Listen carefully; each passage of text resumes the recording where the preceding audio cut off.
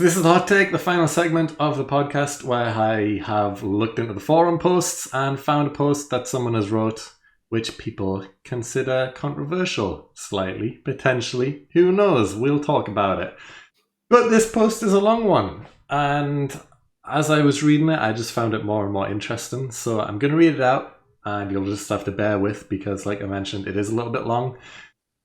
So here it goes. This person has wrote, planet destruction. That's the topic. But he has wrote.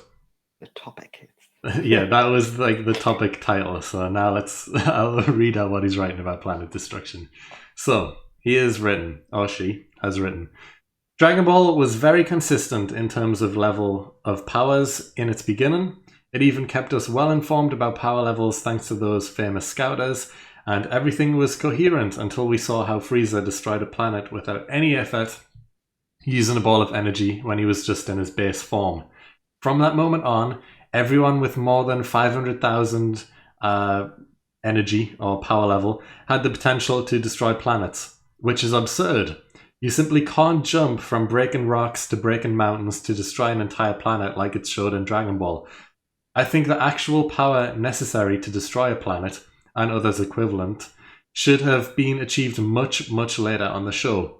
Or what? Super Saiyan Blue can destroy a galaxy? Can UI Goku destroy the universe? Fine, but how a fistfight on a surface between two characters capable of doing that can make any sort of sense? Their punches alone would be enough to destroy like 1 million planets according to the power level progression shown in Dragon Ball. And it still happens meters away from mortals like Krillin and Roshi, and they don't get hurt at all. But for me, the planet destruction was when any reality-based comparison stopped making sense and we only could use another character power for comparison. Also, the Vegeta Gallic Gun attack, also capable of destroying a planet, shown in Vegeta's first fight against Goku during the Saiyan saga, when Goku countered it with the Kaioken ×3 Kamehameha. At that moment, the Vegeta power level was around 20,000, far below Frieza when he destroyed Planet Vegeta. So, yeah, the power levels are skewed when destroying planets, I guess, is where it's coming from here. The English wasn't the best, which is why I was stumbling around a bit there, but I think we got through it. Didn't he blow up like Planet Aralia, like the first time we meet? Planet Alia, yeah, he did. He destroyed it. Or was that Nappa? Did Nappa? No, it was Vegeta, I think. Yeah, like, so actually even weaker than Frieza Vegeta did it. Yeah. If you think about it. Yeah. But yeah, 100% correct. Absolutely. Yeah. Without a shadow of a doubt. Because we can argue that, well, we can definitely argue to say that Tien, Krillin, Yamcha even get stronger throughout the show, and they'll be stronger than Vegeta was when he first arrived on Earth. 1,000,000% stronger than what Vegeta was when he first arrived. Every Z fighter now is probably 10 times stronger than Frieza was back on the Namek Saga. Yeah, exactly. So does that mean Yamcha could destroy the planet quite easily? He can control ki. Could he put a ki blast into the Earth and destroy the planet? He should be able to if power levels are anything to go by. Yeah, I mean, it's true. You can't really argue the point. It's 100% true. Like, that's kind of... You don't really think about it, but the punches... I mean, when you see some of the punches and the blasts back and everything like that, like the blasts of air and everything like that, it makes 100%. Well, a prime example is that they say gods of destruction can't fight because universes would get destroyed. Yeah. You should think that would be the case on a lower spectrum. So they've kind of already got a precedent for it. They've kind of acknowledged it, but way too high up, really. Like, they've kind of said, yeah, we do know that it does, we get it, but really it's a bit late for that. Yeah. So I think they've kind of acknowledged it to a degree, but I think based on what the person's saying is they've come too far now. Yeah, 100%. So they've done it with the gods of destruction. The writers of the show can't really say, oh, well, we have to have people stop fighting. Like they can't do that. The people have to fight. But what the person's saying is 100% makes sense. Yeah, because There's no way it doesn't make sense. But I think that the fact that they've said gods of destruction can't fight makes sense. So they have acknowledged it in a way. So you have to give them credence in that regard, because gods of destruction, they are there to destroy. So them fighting, I do like that they can't fight. I have always appreciated that. Yeah. I do like that they always had that in. I actually thought that was a very nice thing to have since the get-go, and that the angels did always control that. So thinking about it more, it actually makes me appreciate more that gods of destruction can't fight. Yeah. So no, I do like that's there, but the person's 100% correct what they're saying. Yeah, the power levels do get skewed a lot, because you could probably argue that Nappa can destroy a planet because he was a high level Saiyan warrior. The Saiyans were planet pirates, pretty much, conquering and taking over planets. If Vegeta could destroy a planet with ease, it's arguable that Nappa can probably do the same. Maybe he can only do smaller planets, but he's definitely got the power to destroy a planet. We see the first thing he does when he gets to Earth is blow up West City with ease, just one finger, blowing up the city.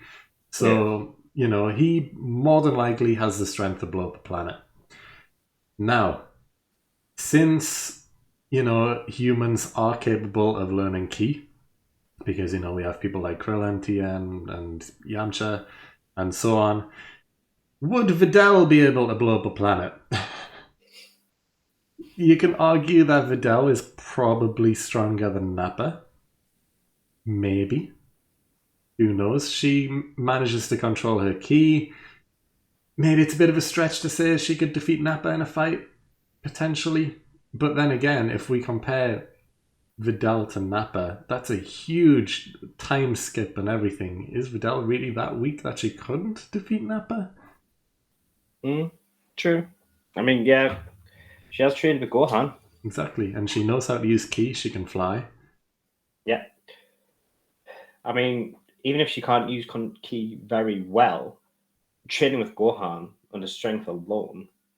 Yeah. I refuse to believe training with Gohan at the power level he's at, where he dwarfs somebody like Frieza or someone like that. 100%. And Nappa was a bug to Frieza. So Videl would have been stronger than Nappa, I reckon, come the Buu Saga. Yeah.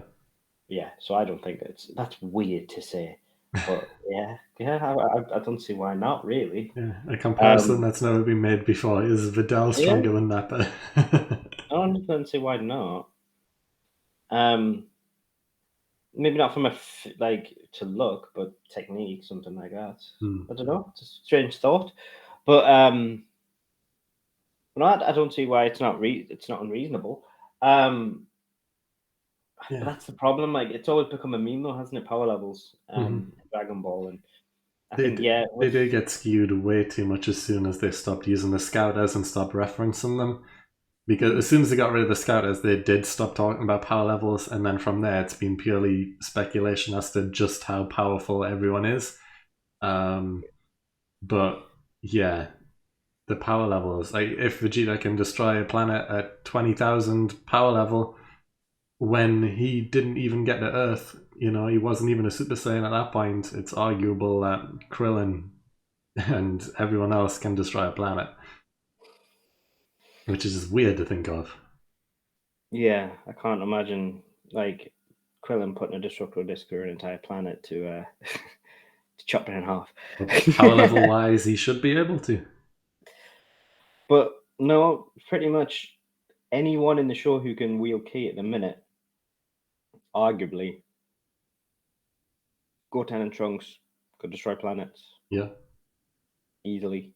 I mean, I guess we also see Master Roshi destroying the moon with a Kamehameha wave in OG Dragon Ball. So that was way, way before Vegeta and before Frieza and everyone else. Master Roshi can destroy the moon. Why does everybody hate the moon? I don't know. Piccolo also destroys the moon, so he's capable. How many moons are there? Yeah, if you think Does about the moon it, just regrow? I guess so. Or maybe it's brought back with the Dragon Balls. Because, the moon getting destroyed would be enough to destroy the world because, the oceans and stuff, there would be tidal floods, there would be no land left. The world would die from tsunamis. Tell that doesn't say fight this, please. Yeah. But yeah, what was Roshi's power level during the OG Dragon Ball arc? That wouldn't have Nothing. been high at all. Literally nothing. Like Yeah. 5. In comparison, he was strong at the time and it was great during the time, but his power level would have been tiny. It would have been like 200 or something like that. Yeah. Like, it would have been nothing. Well, I mean, yeah, it was. Raditz scans that farmer with a shotgun in the first episode of Dragon Ball, and he's got a power level of 5. So yeah, Roshi would have been, what, maybe 500, maybe 100 times stronger than that farmer. It probably would have been like 200 or 500, something like that. It would not have been a high number at all. Yeah, and he can destroy the moon. Yeah, but that's the thing. Like, it's certainly 200, 500. Like, it's not a high number, but because it's back then, like, it makes sense. But it didn't need to be high. Like, Goku was literally knocking people out, like when he was fighting like that Bruce Lee guy, and he was hitting them full force and everything like that. And if he hit someone full force now, a human being full force now, he would disintegrate. It would turn into dust. Yeah. Yeah, like that's the thing. It's like it's all comparable about for the time, like, and I think the power levels have obviously skewed totally skewed, but anybody now could destroy the planet. Yeah, and anyone with ki, I would probably say, because Mr. Satan is a world martial arts champion, arguably stronger than Roshi was during the Dragon Ball arc. Potentially, who knows? We never really see the full extent of Mr. Satan's power. You can probably say he was weaker or similar to Roshi during OG Dragon Ball, or at least around similar levels to what Goku and Krillin were during OG Dragon Ball. I wonder if Mr. Satan could kill Demon King Piccolo. That would be interesting. That would be interesting, yeah. Who knows? Maybe. Imagine that. Wow. Yeah, but anyway. If Mr. Satan could learn ki blasts, he could probably destroy the planet as well. Yeah. Yeah. Based on how things go very easy. I think this was the point in one of my previous discussions, in one of the previous podcasts about teaching people ki. Look how easy it would be if you taught an army of people ki. Yeah. One person is all it takes. Yeah. That's true. You blow up the planet. Yeah. And that's billions dead. Yeah, it is. I mean, how do you stop them if all they decide to do is put the hand down and do a freezer? Look how quickly Freezer did it. It's true. It was in an instant. Yeah. And when Vegeta did it in Start of Z, it took him seconds. Like, if she's not paying attention, they can do it immediately. Yeah, and no one can stop it. Yeah. Apart from Whis, turn back time. Yeah. But yeah. Whis isn't about. He has no prerogative to do it if he wants to keep his time, because he can only do it so often. If he doesn't really want to, if he doesn't really feel he has to, he might just shrug and say, "No, I don't really want to, so I'm not going to." Yeah, it's so interesting to me because so many weaker characters who can know ki blasts can destroy the planet, which makes me think, like, during Battle of Gods, like, it was kind of hinted at that the only reason Goku and Beerus go into space is because they didn't want to destroy the planet by fighting. But their punches colliding was causing, like, the airwaves around the world, and that's what was happening. So you would think those airwaves, they should probably be strong enough to blow up the world or do some serious damage to the oceans and stuff. Some sort of tsunami waves, that type of thing. But yeah, if, like, UI Goku just came to Earth and flicked the planet, it would probably explode it. Let's face it, based on power level alone. Well, I mean, our reaction to the Super Saiyan 3 power up, if you remember, we were like the oceans were moving and glasses were shattering and skyscrapers. Because I remember joking, basically saying that, like, oh well, that's about 100 people dead from all the glass shattering and dropping. And that's just from him powering up. Yeah. It's no 100%. I absolutely agree with this take. 100%. It's again, it's something that I think they may have somewhat attempted to address with the power of the gods of destruction not being able to fight, but otherwise they can't really do anything about it. People are gonna have to fight. It's Dragon Ball. It's true. It is. And yeah, any even low level warrior, any low level villain who can use a ki blast could destroy the world if they wanted to. Imagine that. Imagine if, like, Snapple. Yeah, Emperor Pilaf just manages to get the Dragon Balls and says, I wish I could control ki. And he does and just goes, bang, done. Yeah, like the Freezer soldiers who can use ki. Like, or whatever. Kui coming in somehow, back from the dead. Wow. Yeah. Imagine. Yeah. No, that, yeah. They can't fix it. It's too far gone. Yeah. Too far gone. Yeah, they can't fix it, and it's a valid point, and I also agree with this take completely. Like, anyone could literally destroy the world, I guess, at this point.